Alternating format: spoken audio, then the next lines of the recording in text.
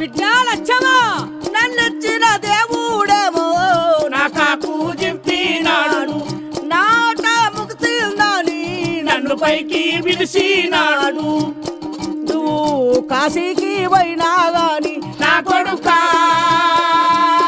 కన్న తండ్రిగా నారాడు నా కొడుకా ఏ తీర్థము తిరిగినా గాని నా బిడ్డ నీ కన్న తండ్రి తిరిగిరాడు నా బిడ్డ